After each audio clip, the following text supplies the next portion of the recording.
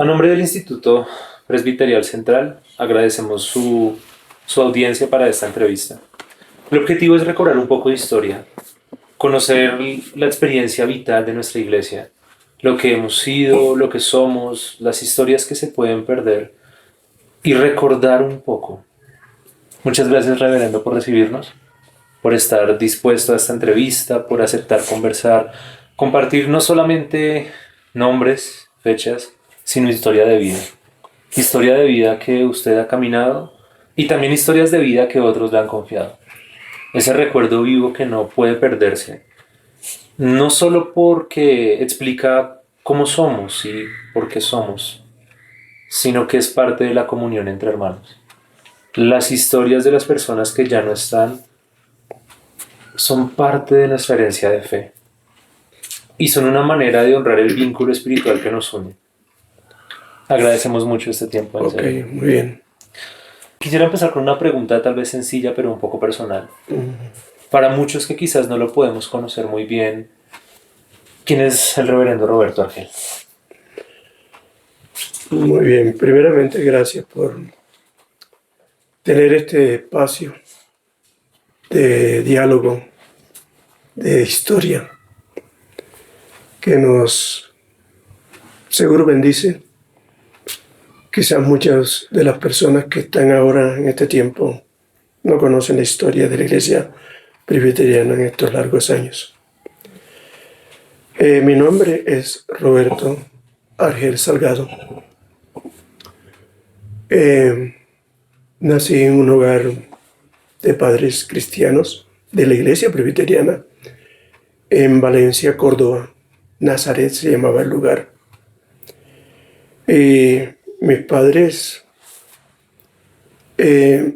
no tuvieron la oportunidad en ese tiempo de prepararse, ir a una escuela ni nada, pero aprendieron a leer de una manera maravillosa usando la Biblia.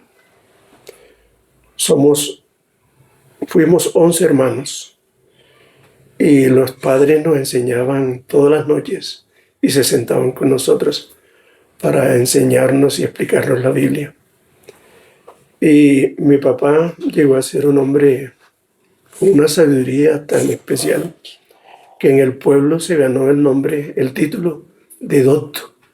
Él se llamaba Adalberto, pero la gente no hablaba de Adalberto, sino de docto.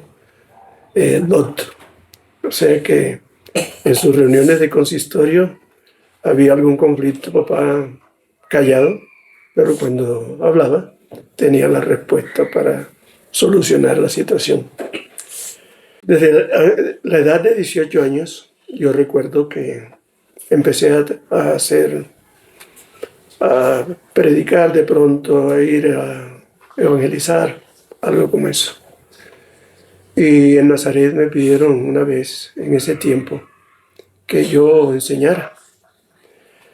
Me produjo tanto nervio que recuerdo que estaba temblando y le dije a mi mamá que me ayudara. Y mi mamá me dio toronil y canela y tantas cosas para tranquilizarme. Pero no, la tarima donde está el púlpito era de madera. Y cuando subí le di un puntapié, sí, ese escándalo. No, eso, o sea, hasta el mensaje se me olvidó que tuve que decir, vamos a leer un salmo. Y el Salmo 119, que es tan larguísimo, pero no alcancé a leerlo todo. Pero ese es, recordando esto. Luego fui a una escuela normal que la iglesia presbiteriana tenía. Lástima que perdimos eso. Esa escuela normal se murió, yo diría, usando esa palabra, en Barranquilla. Entonces, como estudiante en Ibagué, en la escuela normal y estábamos internos, y nos correspondía cada fin de semana ir a los pueblos para evangelizar y predicar. Creo que ese tiempo de la normal produjo más apertura a la vocación o el llamado que podía yo tener. Regresé Después de eso, a Los Morales, con una iglesia que tiene como 70 años de estar allí. Y llegué como profesor, tenía su colegio, y yo llegué allí como profesor por 2 años y colaboraba con la iglesia. Allí me casé, tenía como unos 25 años. Y la esposa mía, pues éramos casi de la misma edad. Yo era un año mayor que ella. De allí nos fuimos a Barranquilla. En Barranquilla, una iglesia me recibió, la tercera iglesia en Barranquilla me recibió. Y fui pastor de ellos allí por 3 años. Y de allí hubo la intención de querer seguir capacitándome, preparando. Y fui entonces a Medellín para estudiar en el seminario bíblico en el año 73. Y salí en el 76. O sea, 4 años allí, en ese lugar. De allí entonces ya me había casado y fuimos a Barranquilla, de ahí a Medellín. Y tengo 3 hijos. Una bendición. La menor de ellas es Liliana. Y el mayor está en Barranquilla, que se llama Johnny. Y vive aquí otro hijo que se llama Roberto. Entonces, son egresados del seminario, del colegio americanos, y también mi hijo mayor es delineante de arquitectura, Roberto es médico y Liliana es nutricionista. O sea, organizamos mi esposa y yo la vida para que nuestros hijos también pudieran estar en la iglesia, pero también pudieran prepararse en forma secular. Y es una bendición. Después del seminario regresamos ya a Barranquilla. Una iglesia me invitó para estar allí, la iglesia David, así se llama. Y allí fui pastor por 30 años, con una interrupción y entonces allí hubo una interrupción cuando hubo la separación o la división de la iglesia. Yo en ese instante también había sido capellán, fui capellán del Colegio Americano en Barranquilla por 10 años y trabajaba en la iglesia por ese espacio de 30 años. Creo que es un momento, fue muy doloroso el tiempo de la división de la iglesia. En ese momento había un énfasis de la teología de la liberación y la opción era el pobre. Pero eso era simplemente un sofisma, eso no era una realidad, porque las personas que estuvieron en ese momento se apropiaron de los bienes. Y, por ejemplo, el Colegio Americano de Bogotá era un colegio sinódico, tanto como el Colegio Americano de Barranquilla. Cuando hablo de sinódico era que era de toda la iglesia en Colombia. Y luego se convirtió simplemente en un colegio americano del Presbiterio Central y un colegio americano del Presbiterio de la Costa. Yo había sido miembro del Presbiterio de la Costa y moderador por 2 o 3, creo que por unas 3 ocasiones del Presbiterio de la Costa. Pero luego apareció esa sombra. Y yo tuve que salir de allí y me sentí muy incómodo. Y no sé si fui débil en ese momento, pero decidí retirarme de la iglesia. Y también, por supuesto, me pusieron en un estado de o está con nosotros o se va. Entonces, pues yo sabía el poder seguir en esa línea, en esa conducta. Y decidí entonces salirme y salí también de la iglesia. Y luego me fui 3 años. Mi esposa y yo nos fuimos, mi familia o fuimos a girarlo. Sí. Creo que después de eso, después de Girardot, regresamos nuevamente a la iglesia, de donde había estado de pastor, y unos años más. Entonces, allí se creó el presbiterio del Caribe. Yo tengo que ver mucho con la creación del presbiterio del Caribe. Es un presbiterio muy fuerte ahora. Tiene muchos pastores consagrados, dedicados al servicio. Y esto de la división de la iglesia fue serio porque quizás no preciso años, pero sé que hace más de 30 años pasó eso. Y hubo dos moderadores en el momento de la iglesia. Un moderador fue del sínodo, que hoy sería reformado. Quedó en ese momento, nombraron en Ibagué como moderador a Arcesio Cruz. Y la situación de lucha siguió, y entonces se creó otro moderador, y esa reunión la hicieron en Bucaramanga. O sea, entonces quiere decir que la iglesia en ese momento tenía dos moderadores, uno que era Arcesio y otro que era Alfonso, el doctor Alfonso Lloret, fue el moderador de esa parte. Ya, entonces la iglesia de allí, muchas iglesias quedaron muy pobres en Barranquilla y hubo que trabajar para nuevamente organizar nuevos presbiterios. Cuando su merced recuerda la iglesia en la que creció, en la niñez, en la adolescencia, en la juventud, inclusive en los años de trabajo pastoral, ¿cómo era esa iglesia presbiteriana de hace 40, 50, 60 años tal vez? Muy bien, buena pregunta. Era una iglesia, yo diría, con un gran compromiso y de gente con un testimonio muy transparente.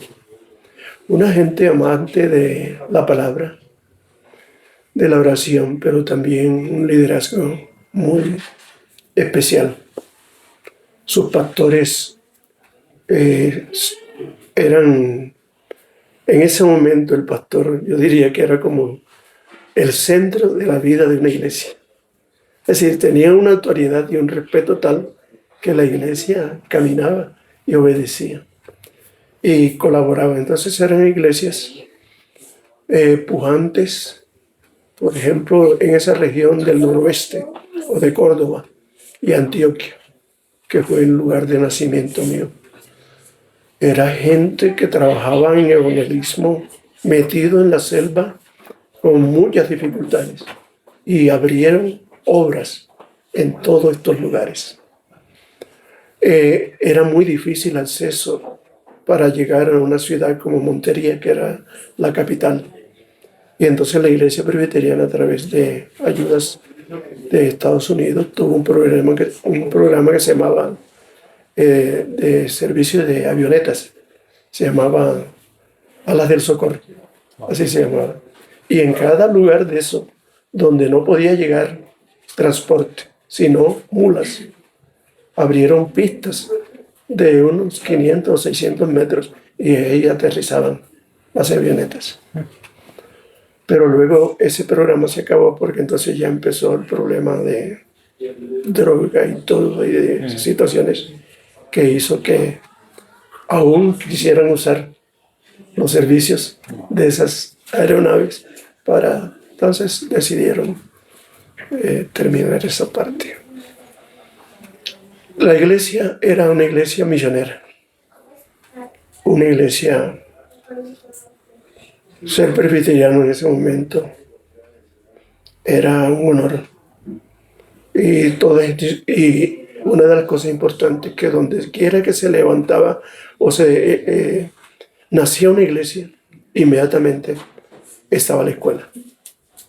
O sea, creo que eso fue una cosa muy interesante, y se llamaban Escuelas Nazaret, algo así era el nombre, creo. todas las escuelas que habían en las iglesias que estaban naciendo, o sea, la educación. Por ejemplo, en Nazaret fue una iglesia misionera y tenía misioneros por muchos años. Tenía una clínica donde tenía médicos para trabajar y servir en todas esas regiones, que era muy difícil tener un médico a alrededor de 50 o más kilómetros. Y allí estaba la iglesia haciendo esa función. Una cosa que me llamó la atención, su merced hablaba del respeto y la imagen del pastor Sí, en las iglesias durante este tiempo. Claro, uno imagina pues, al pastor predicando, quizás visitando a algunos hermanos, pero ¿cómo era visto el pastor por las personas que no pertenecían a la iglesia, pero que formaban parte de la comunidad en la cual estaba la iglesia? en esos momentos el pastor era una autoridad conocida en su comunidad y respetable. Y la gente acudía para pedir consejo y ser escuchado. Eso, por ejemplo, por decir algo y un ejemplo de ello, el reverendo Rosendo Ayala tenía una relación con gobernantes y quería alguna cosa. Y él se ponía su cuello, su clérima. Y eso era puertas abiertas para atenderle, reverendo, ¿qué se le ofrece? ¿Qué necesita? Y esa era una autoridad muy respetada. Ahora, creo que ha cambiado mucho. Al pastor de este tiempo se le acusa mucho y se le condena bastante. ¿Cómo era la vida de un hermano presbiteriano del común en su trabajo, en su vida familiar, en la comunidad? El presbiteriano de ese momento era una persona que amaba la iglesia. La iglesia era prioridad y inducía a que toda su familia caminara en esa dirección. Entonces, era una voz conocida, la de un anciano, pero también la voz del pastor. En ese momento habían los misioneros también, que eran personas muy queridas y que tenían una misión muy especial de apoyar en salud, en el campo de la salud y de la educación. Fueron gestores duros en eso. En Barranquilla, por ejemplo, en ese tiempo que había colegio americano de varones y de mujeres, ahí estaban las mujeres americanas trabajando con eso. Y hay historias de muchas de ellas. Y eran personas también que se metían en el campo y en el monte, no importa cuánto. O sea, para el cristiano de ese tiempo, que no había luz, que no había sino trochas, se iban a la iglesia toda la familia, en burro, en caballo, mulo, por 2 días para estar en su iglesia, la iglesia que amaba. Sí, ahí no había excusa, era gente comprometida en eso. ¿Sí? Y metían a toda su familia y su familia caminaba en esa dirección. Entonces, creo que aprendimos mucho en el caso de mis padres, hicieron eso, no a la fuerza, pero la enseñanza y la iglesia empezó a forjar ese carácter. Quiero saltar un poco entre la división y esta historia que usted me cuenta. Porque quizás uno podría pensar en el momento de la división, el énfasis, como usted decía, en la opción por los pobres, aunque quizás eso no siempre era coherente. Pero si antes ya habían colegios, por ejemplo, habían hospitales, si los médicos del hospital estaban encargados de toda una zona, creo que podemos afirmar que aún décadas antes de la división, la iglesia presbiteriana tenía un trabajo muy comprometido con la comunidad. Sí, era una iglesia que estaba presente en la comunidad a través de sus escuelas y de sus colegios americanos que había. En la escuela normal, por ejemplo, en Ibagué, fue una escuela que formó muchos líderes, sí. Y no para que fueran pastores, sino gente con un talento y una vida que todavía yo puedo recordar, y tengo amigos de 60 años que podemos compartir. Sí. Entonces, a mí se me olvidó decir que yo ahora mismo, de mi esposa, eh, hace más de 4 años murió, una isquemia cerebral.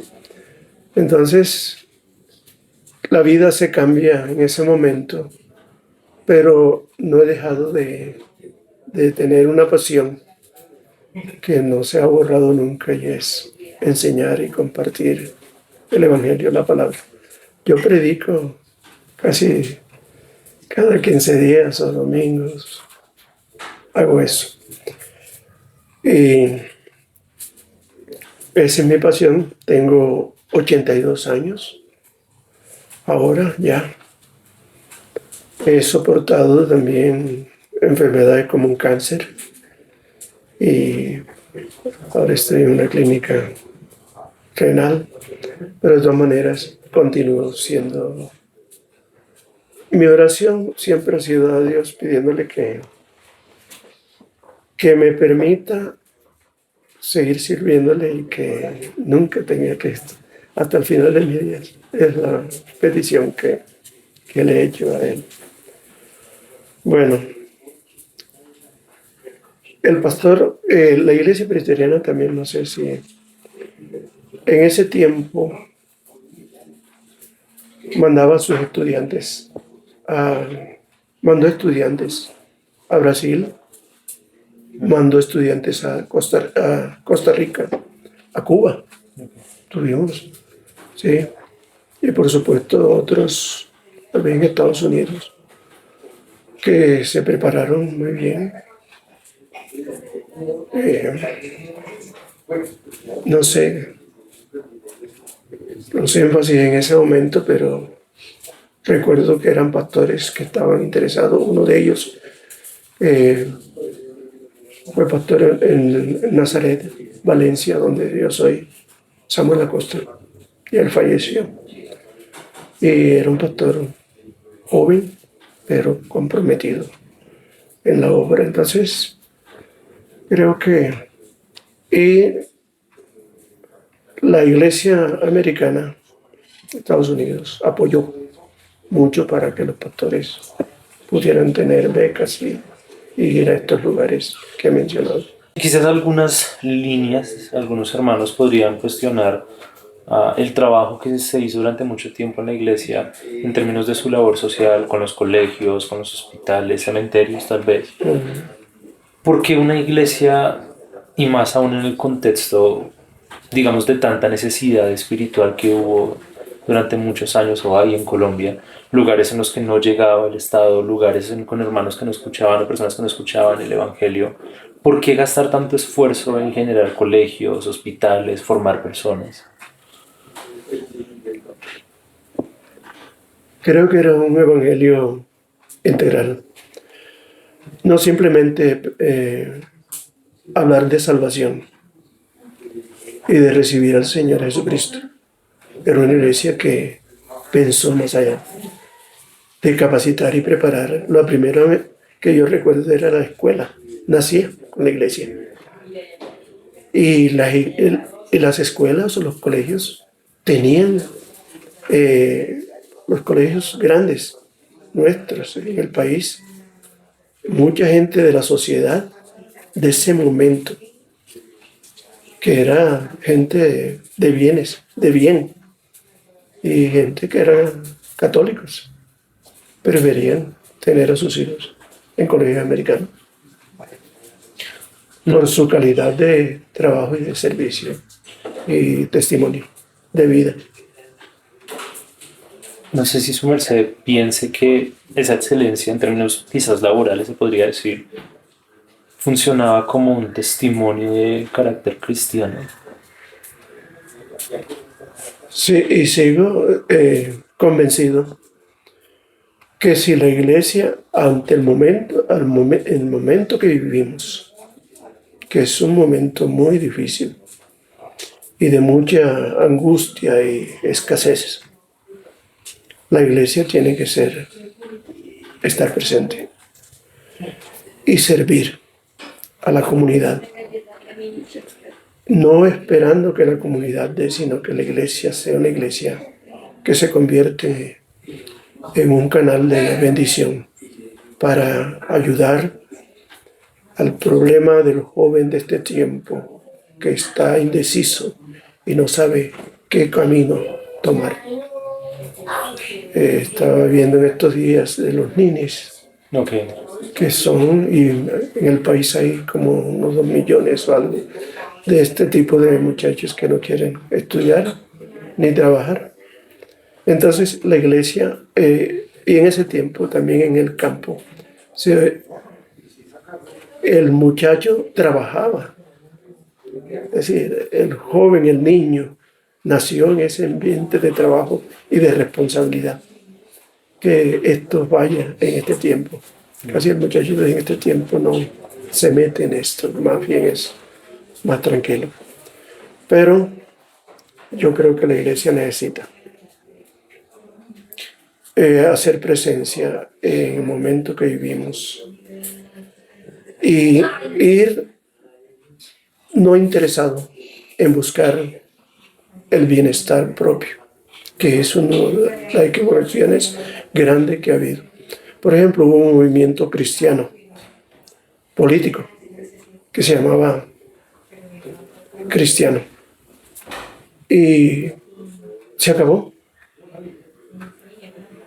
Y había personas de la iglesia que eran líderes en ese movimiento cristiano. Mas, sin embargo, se desapareció.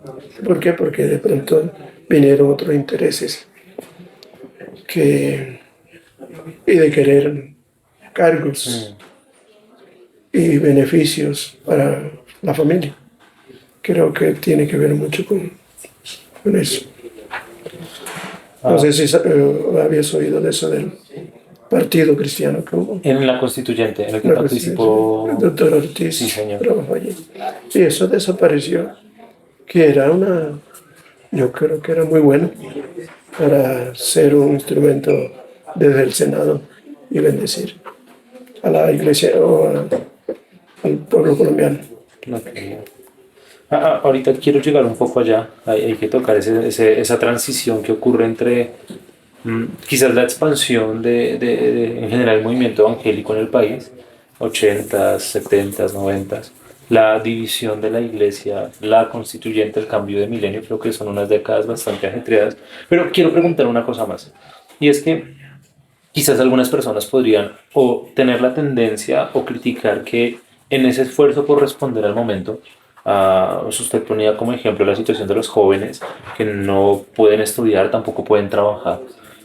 Quizás que en la respuesta a los tiempos se pierda el evangelio y la raíz de nuestra fe. Entonces yo quiero preguntar desde esa experiencia de vida como pastor, como presbiteriano, desde ese conocimiento, desde la infancia, desde el testimonio de los padres, ¿cuál debe ser nuestra relación con la palabra?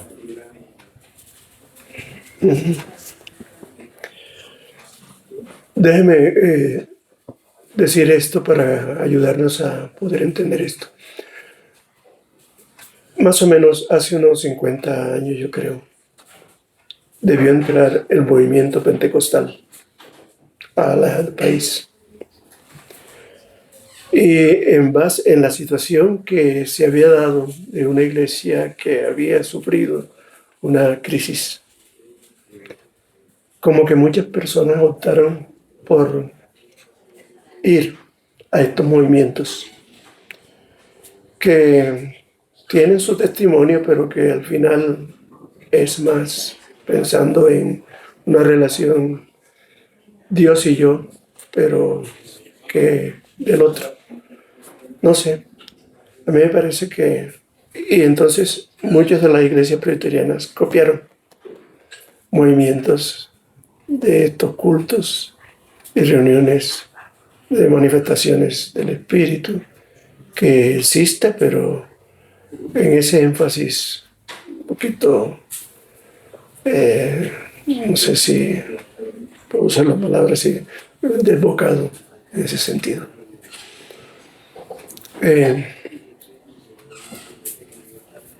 Creo, sin lugar a dudas, que Pablo dijo en Timoteo que busca gente idónea y enséñalos. Y creo que la iglesia, seguro que lo que ustedes están haciendo apunta a eso, de cómo buscar, y yo creo que este tiempo tenemos que encontrar personas que quieran servir, pero para poder servir uno tiene que estar empapado de la palabra. Si la palabra de Dios no está ocupando el primer lugar, todo lo que nosotros hagamos se vuelve humano. Y lo humano, sin palabra y sin Dios, no apunta a un bien. En 64 años que he estado como pastor, he podido aprender que necesitamos ser transparente en nuestra vida, testimonio, en nuestro esfuerzo de dar lo mejor en el púlpito, para que la gente pueda decir, estoy contento y quiero compartir eso. Creo que necesitamos volver. Hemos perdido y quizás nos hemos vuelto maestros, pero sin pasión. No sé si pueden entenderme la expresión que quiero. Necesitamos pasión y saber que el Evangelio transforma, cambia vidas. Y en esta sociedad inestable necesitamos una iglesia que marque el sendero, el camino. Y la iglesia presbiteriana, con su historia desde el 1856, por más de 150, 160 años que ha estado en el país, creo que es llamada a dirigirse y volver a retomar ese trabajo serio de lo que es ser pastor, ser creyente, llegar a la familia que está quebrantada y llorando en este tiempo y no tiene norte. Entonces, ¿cómo ayudar? Me parece a mí eso. Eso me lleva a otra pregunta, antes de avanzar un poco en el tema de la historia. Quizás algunos podrían decirnos a los presbiterianos, quizás más tradicionales, que hay poca espiritualidad tal vez, o quizás mucha palabra, mucho estudio, mucha labor. Desde su vida de fe y la iglesia que ha conocido, ¿qué hay de la oración para la iglesia y para el creyente? Sí, la iglesia en su tiempo, muchos años atrás, una iglesia que amaba profundamente a Dios. Dios era central en la vida de la gente. Por supuesto, lo llevaba a ser estudioso de la Biblia, a asimilar el mensaje. No simplemente escuchar, sino el obrar. Una de las cosas que yo creo que está pasando hoy es que hay muchas gente creyentes que van a la iglesia, pero que no son desafiados a servir y compartir las buenas noticias. O sea, nos quedamos con eso y estamos encerrados. Entonces, creo que estamos sufriendo de eso. Yo siento que no respondemos.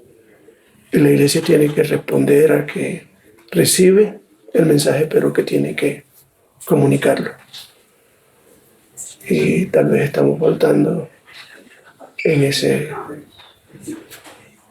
orden. Ahora sí se mencionó la irrupción del movimiento pentecostal en el país y que tal vez muchos hermanos migraron a las iglesias que surgían de este movimiento.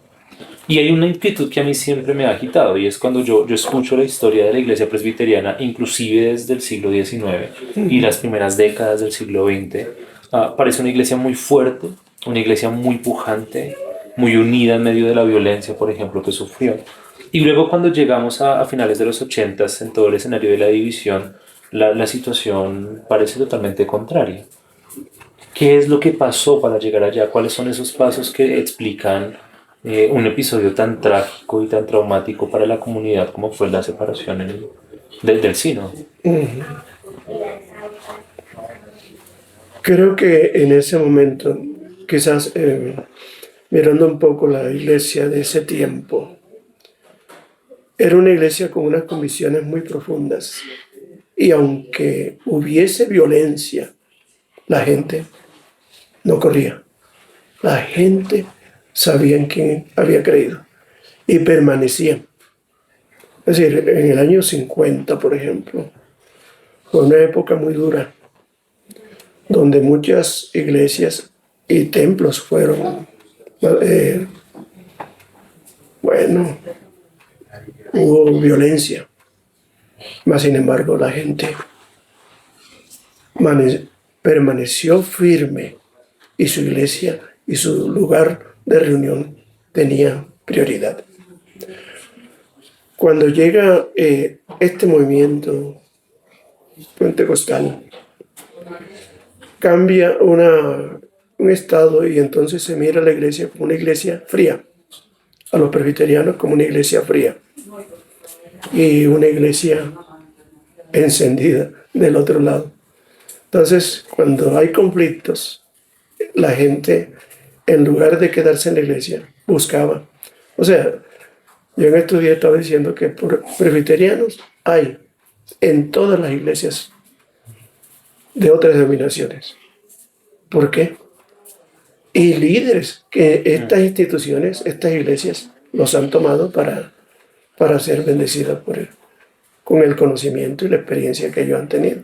Porque la iglesia presbiteriana es una iglesia siempre que tenía buena palabra y buena enseñanza y buen compromiso, tanto en las instituciones educativas. Eso tenía un lugar muy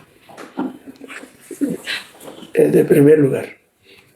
Ahora que usted menciona ese quizás escenario de conflicto, de crítica tal vez, entre los hermanos, recuerdo un episodio que he escuchado muchas veces y es que cuando llegó la iglesia luterana, tuvieron una buena relación con la iglesia presbiteriana y dividieron el trabajo simplemente para poder cubrir mejor pues, la necesidad del país.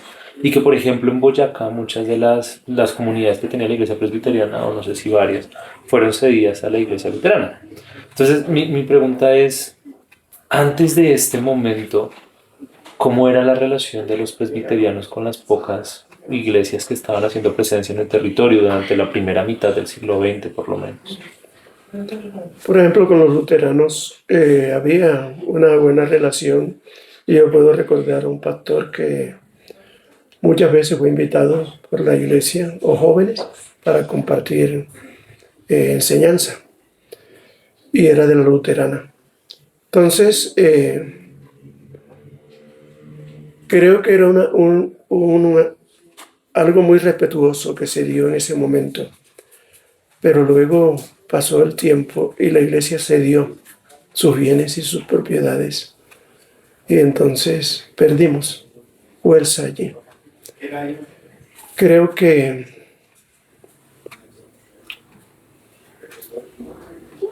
inclusive en cuanto a lo que pasó en división, nosotros perdimos propiedades que fueron vendidas y no sabemos, por ejemplo en Barranquilla, una propiedad del colegio americano que era de la señorita se vendió a Home Center y no se sabe para qué se usó ese dinero.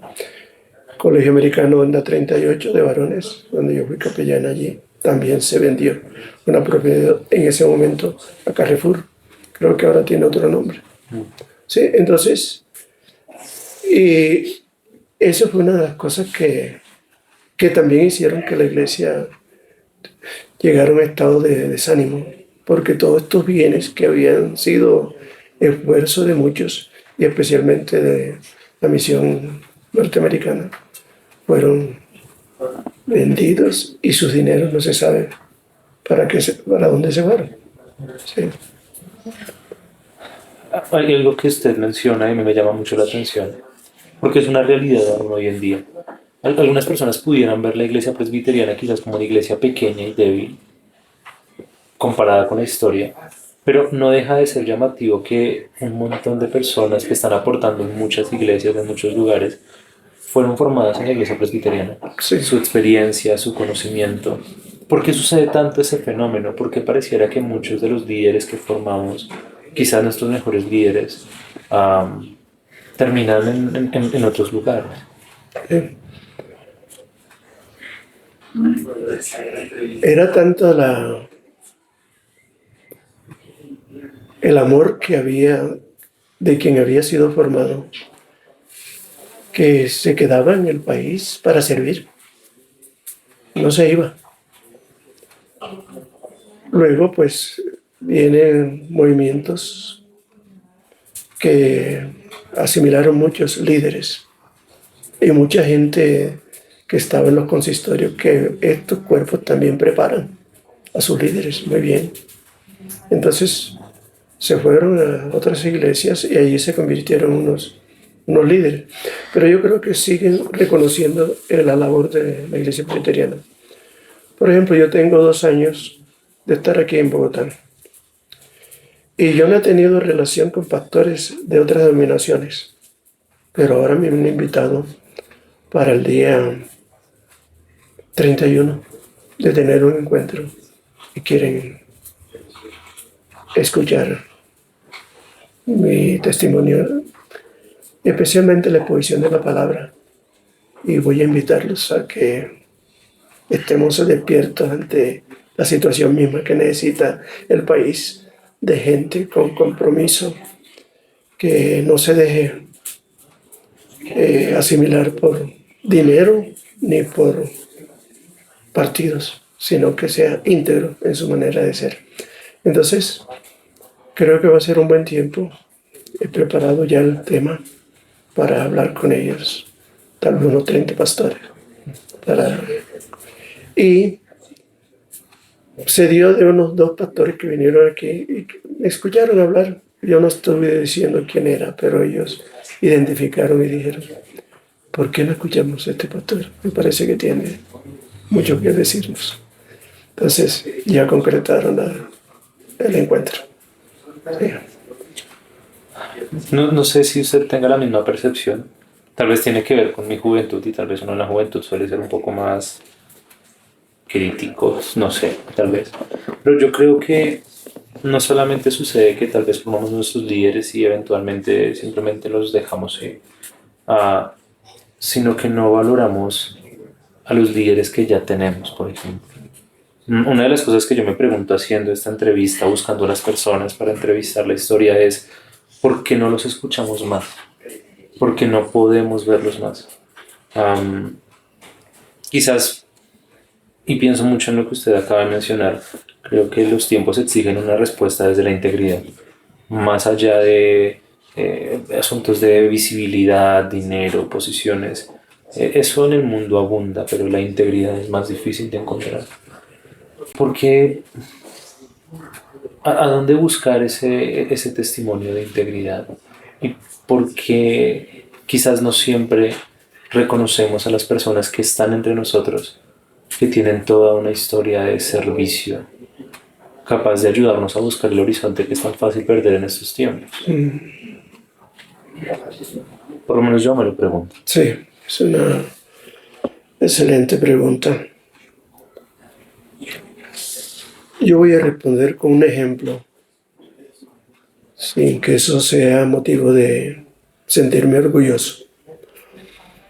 Ante la crisis que se dio de división, una de las cosas primeras, porque me di cuenta que una de las situaciones que se dio es que la iglesia dejó de amar la palabra.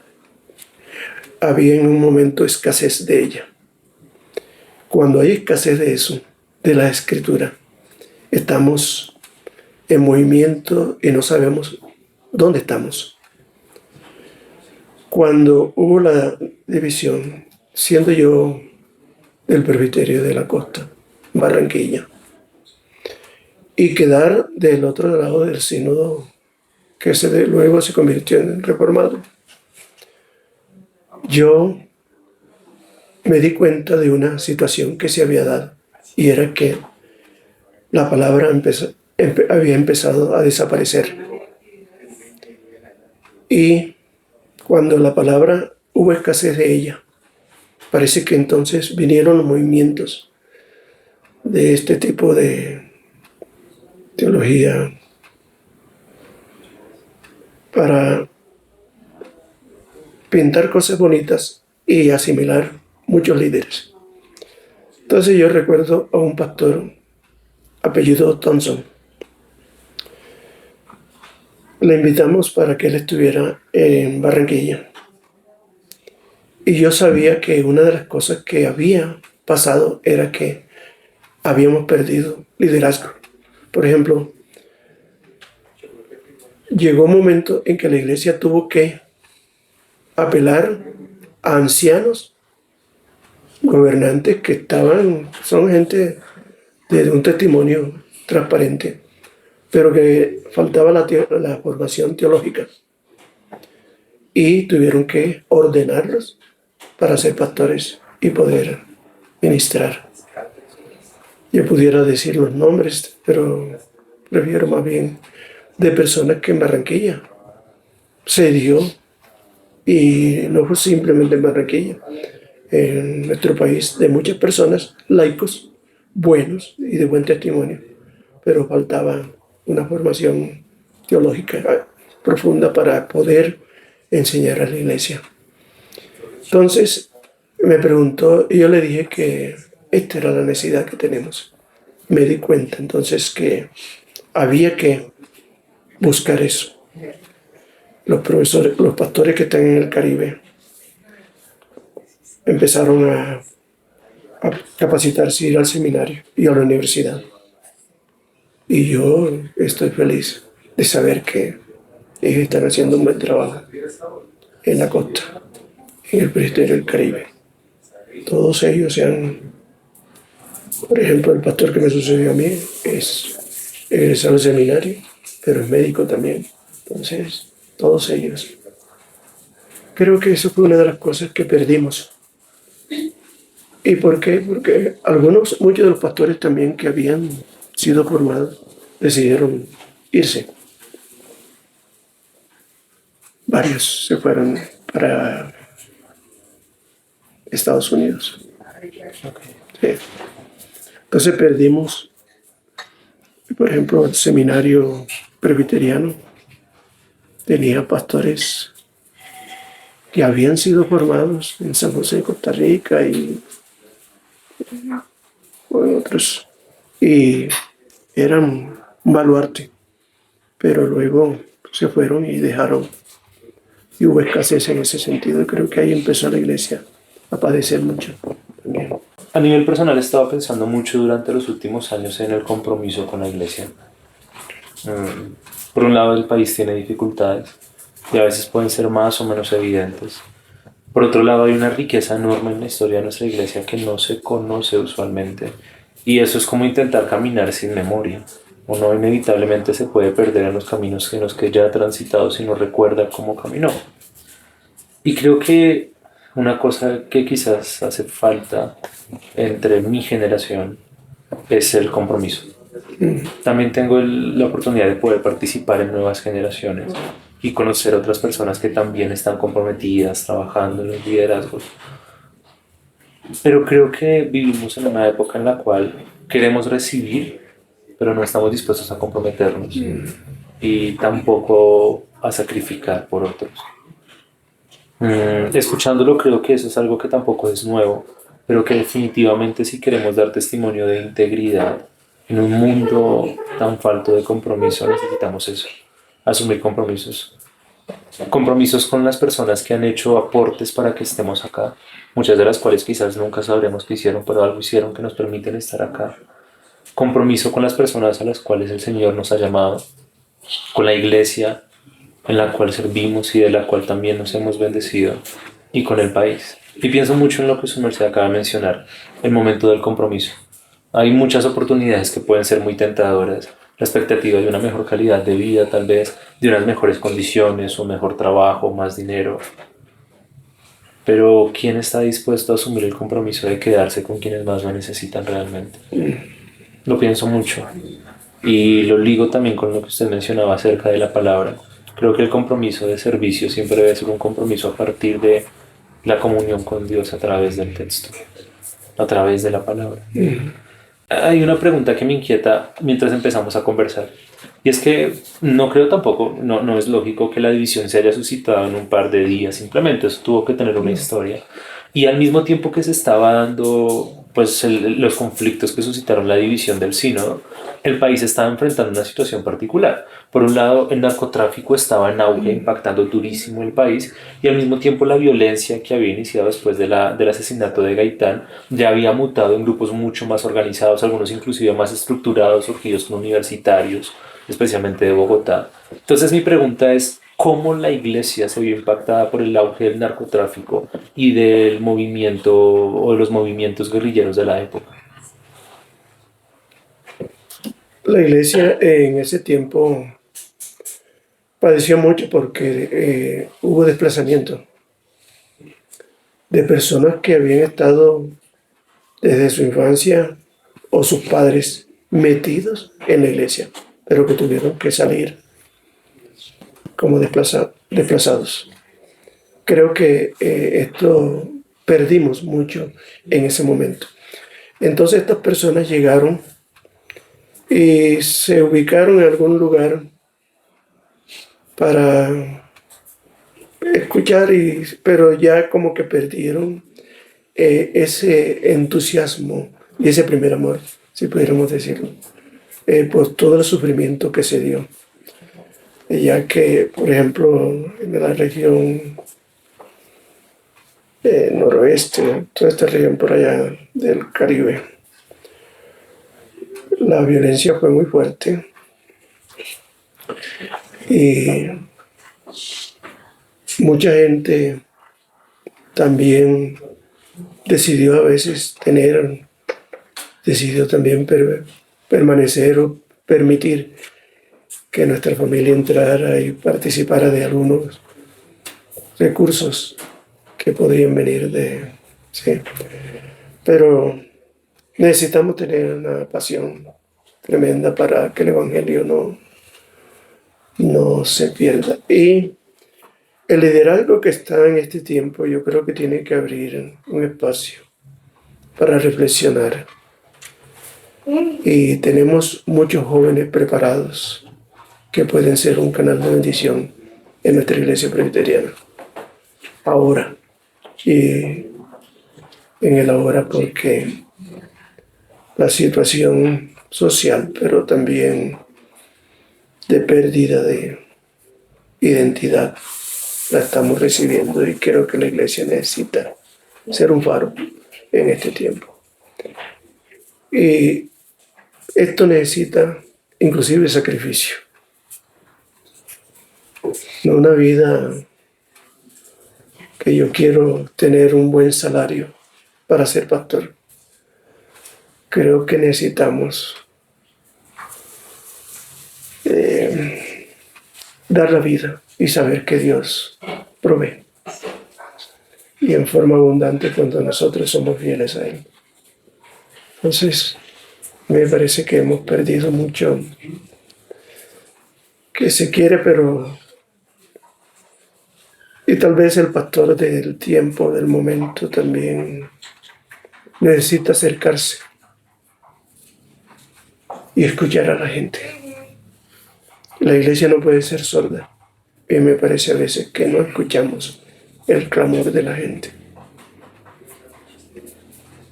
Yo digo esto porque yo salgo a caminar todos los días Y nunca salgo para decir a la gente que está conmigo caminando quién soy yo. Pero luego ellos, con el paso de los días, me piden, queremos sentarnos y escucharlo, y saber quién es usted. No les estoy diciendo que soy pastor ni nada, pero me vuelvo el amigo de ellos.